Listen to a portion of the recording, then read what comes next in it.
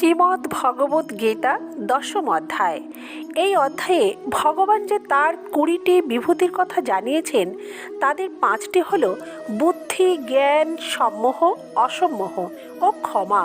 সূক্ষ্ম কোনো বিষয়কে নিশ্চয় করার সামর্থ্য বা বৃত্তিকে বলা হয় বুদ্ধি।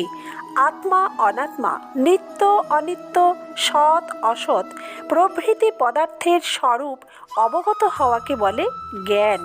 শরীর বা জগৎকে এবং আমি আমার এই ভাবযুক্ত ব্যাকুলতাকে বলে সম্মোহ।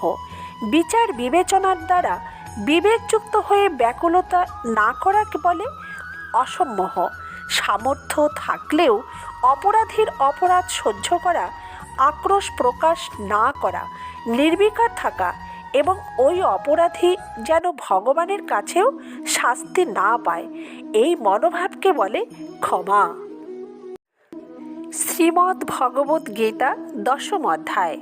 এই অধ্যায়ে ভগবান যে তার 20টি বিভূতির কথা জানিয়েছেন, তাদের 5টি হল বুদ্ধি, জ্ঞান, সম্মোহ, অসম্মোহ ও ক্ষমা। সূক্ষ্ম কোনো বিষয়কে নিশ্চয় করার সামর্থ্য বা বৃত্তিকে বলা হয় বুদ্ধি।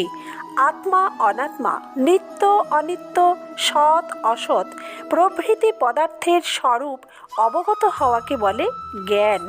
শরীর বা জগৎকে এবং আমি আমার এই ভাবযুক্ত ব্যাকুলতাকে বলে সম্মোহ। বিচার বিবেচনার দ্বারা বিবেকযুক্ত হয়ে ব্যাকুলতা না করাকে বলে অসম্মোহ।